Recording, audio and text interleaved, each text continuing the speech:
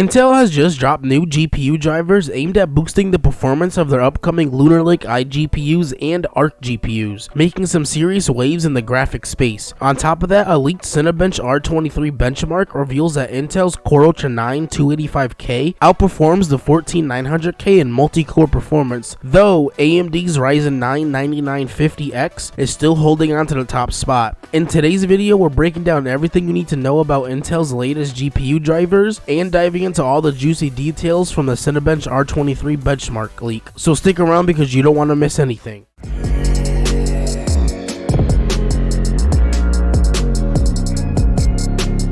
Welcome back to LA Electronics, your top source for all the latest and greatest in PC tech news and leaks, especially when it comes to GPUs and CPUs. If you're serious about staying ahead of the curve, make sure you hit that subscribe button and turn on notifications so you never miss an update. Don't forget to follow me on X, where I drop breaking news before diving into it in my videos. Today we're diving into Intel's new GPU drivers, which are set to supercharge the performance of Lunar Lake iGPUs and Arc Alchemist GPUs. Plus, we'll be covering a juicy new Cinebench R23 benchmark leak showing the Core Ultra 9 285K outpacing the 14900K in multi-core performance. So without further ado, let's jump right in. Intel just dropped their latest graphics drivers, promising major performance gains and game optimizations. The new drivers are called the 32.0.101.6127 WHQL and 32.0.101.6044 non-WHQL drivers, and they are designed to boost both Lunar Lake iGPUs and Arc Alchemist GPUs. If you're not familiar, WHQL stands for Windows Hardware Quality Labs. WHQL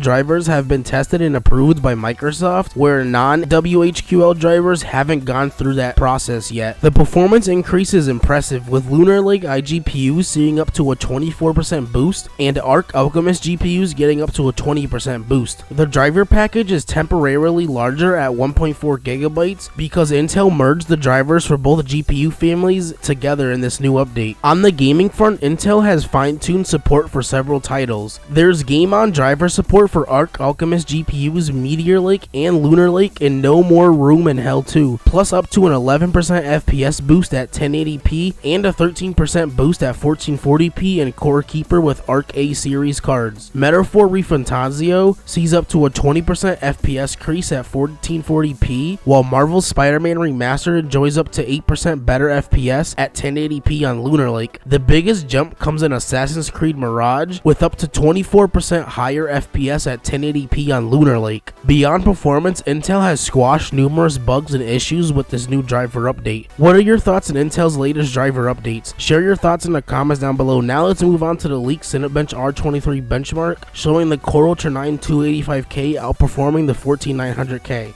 In a newly leaked Cinebench R23 benchmark, Intel's upcoming Arrow Lake flagship, the Core Ultra 9 285K, posted an impressive score of 45,563 points, while drawing around 250 watts of power. This makes it 13% faster than the current gen Core i9 14900K. Even though Intel has ditched hyperthreading, and also the Core Ultra 9 285K has 8 fewer threads than the 14900K, yet it still manages to outpace it. The 285K stayed cool, just hitting 76 degrees Celsius, which means no thermal throttling was in play. But while this performance leap is exciting, the Ryzen 9 9950X still takes the crown. With precision boost overdrive and curve optimizer settings applied, AMD's flagship scored around 47,500 points, putting it just 4% ahead of the 285K. That said, raw performance isn't everything. Arrow Lake's ultimate success will hinge on stability and real-world performance. What do you think of this leaked Cinebench R23 benchmark? Let me know in the comments down below. Also, let me know what you think of Intel's new GPU drivers for Lunar Lake iGPUs and Arc Alchemist GPUs. If you're curious about why a new leak surrounding AMD's Ryzen 9800X3D has Intel feeling the heat, make sure to check out my last video where I dive into all the details. Plus, I break down Samsung's cutting-edge GDDR7 DRAM chip and how Nvidia is already eyeing a potential RTX 5070 Super. Trust me, you don't want to miss that video. If you enjoyed this video, then be sure to smash that like button. Thank you so much for watching, and I'll catch you in the next one. Peace out.